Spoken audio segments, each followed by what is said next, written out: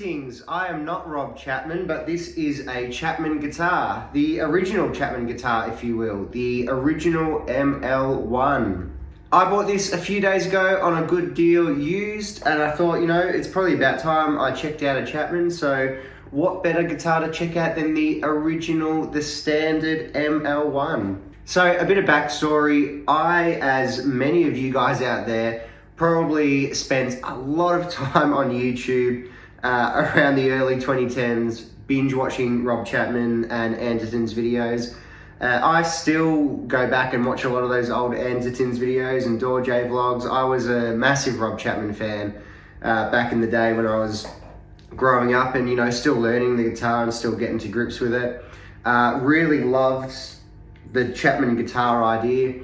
Obviously these days there's controversy around him. All I would say to that is do your own research from various sources. But putting that all aside, I was a massive Rob Chapman fan back in the day. I would say I still am a pretty big Rob Chapman fan, but I'd never really owned a Chapman guitar. I could never really afford one when I was really into, his whole YouTube world because I was a young teenager. So it's cool to have one now. So obviously you'll be familiar with a lot of his guitars now. The ML1 looks quite a bit different to what you see here.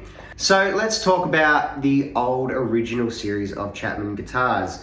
I believe they stopped making this series of ML1 in 2016, but this was released alongside some various ML2 and ML3, and I believe the Ghost Fret was around the original, not the original, but the older Ghost Fret was around for a little while as well. I remember watching these guitars on YouTube, of course, probably hundreds of hours seeing these guitars on YouTube. And to be honest, I actually never thought they were an attractive guitar. It's only until I've got this one that I've really appreciated how they look. But I don't know if you guys will remember, they had two finishes on the ML1 model, which were painted black on the sides and back, and then left natural swamp ash or natural mahogany on the top. I'll put a photo up so you can see those. I always thought they looked quite cheap and ugly, to be honest. The vintage sunburst flame top I always thought looked cool, but this black really looks fantastic, and it looks really great on the back as well with the wood grain. Seeing it up close, you really get to appreciate how cool these instruments actually do look. Anyway, the reason I bought this guitar is, well, there's a few reasons. One, always wanted a Chapman guitar. This is the Chapman I remember as being the, iconic YouTube, this is what I remember seeing Rob Chapman play a lot. So it's really cool to kind of have a piece of that history now.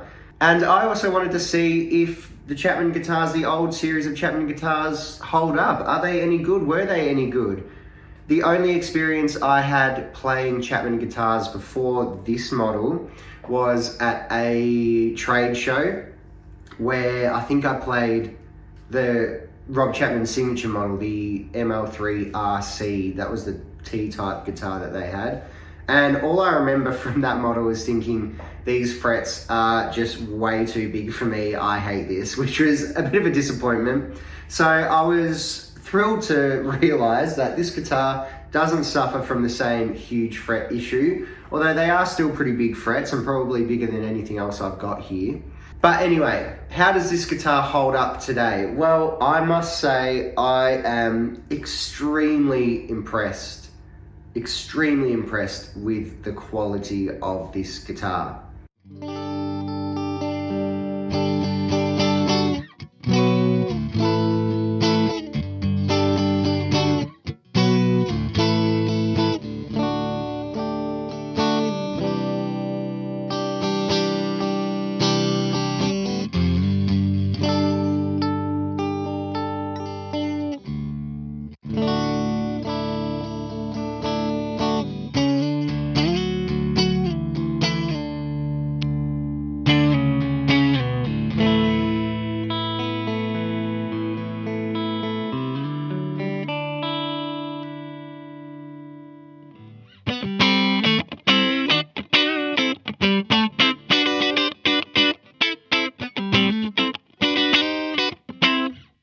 So as I said before, I can't really compare this to a modern day Chapman. All I can really compare it to is other guitars that I've tried and, you know, other guitars in a similar price point that you can get this one for used. So let's start with the visuals. I'll do some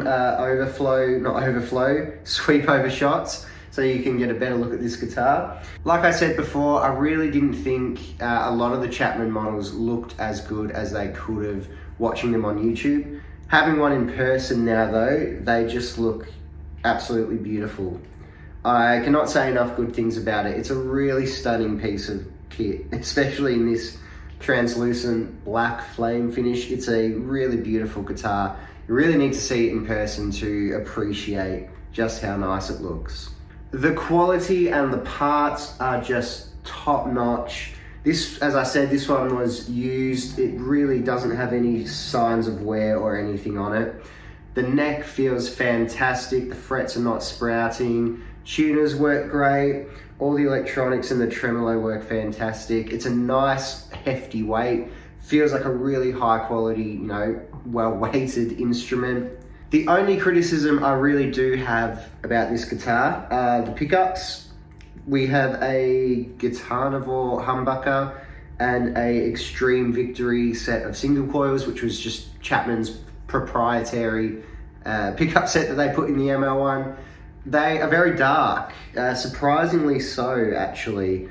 I'm playing a familiar amp on the same settings I use for most of my other guitars, and I think it's quite dark, so, you know, do with that information what you will.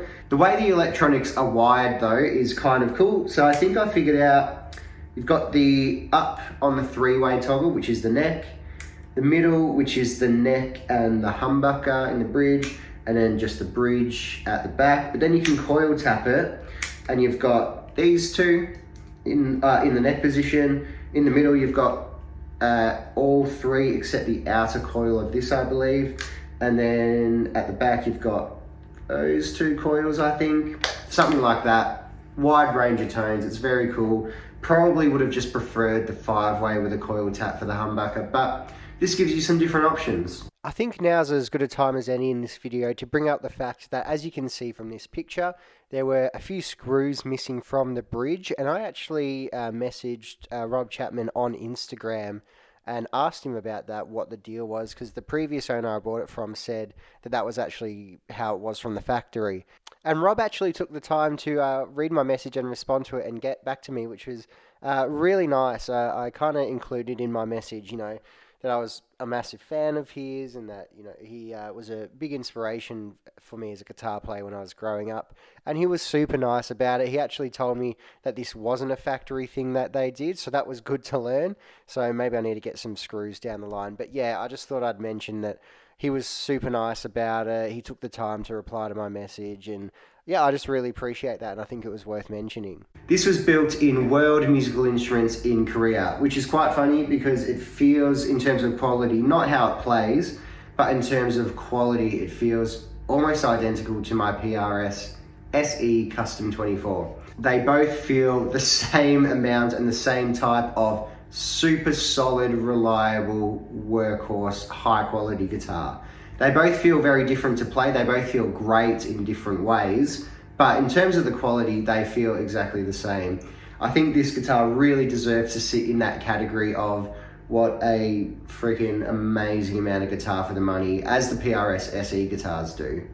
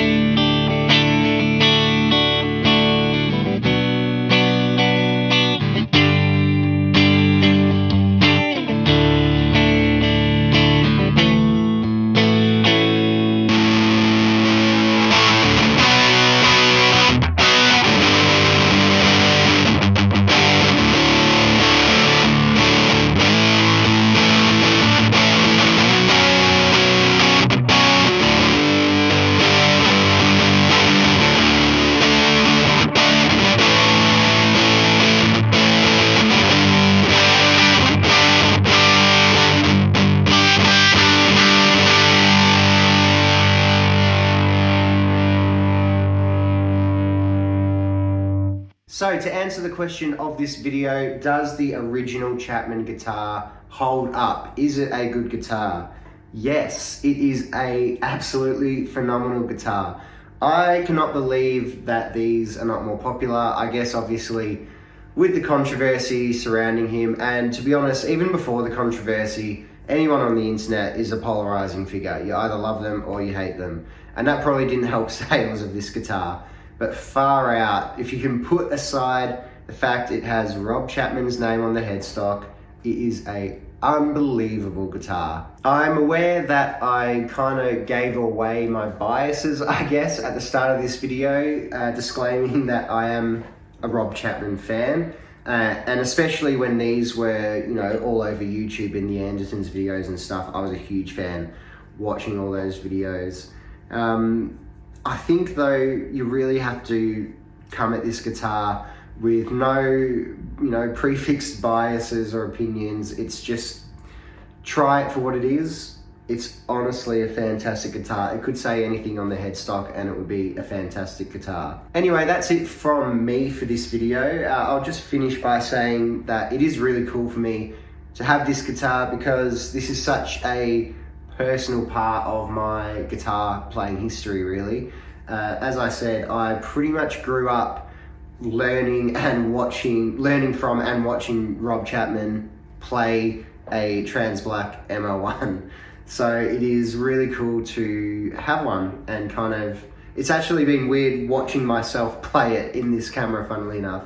But yeah, it's a really great guitar with the bias aside, really high quality. Like I said, I think it really compares to PRS SE. If you like those guitars, you really need to give this a try. It's phenomenal. If this is what their new stuff is like, or if it's better than this, then I really don't know why they're not selling better. Well, I do know why they're not selling better, but they should be selling better, that's for sure. Anyway, reverse greetings. I'm going to leave you with some playing. Please comment below what you think of these guitars, what you think of Rob Chapman, if you have a similar experience to me where you kind of grew up watching Rob Chapman. Please let me know in the comments below, and I will see you in the next video.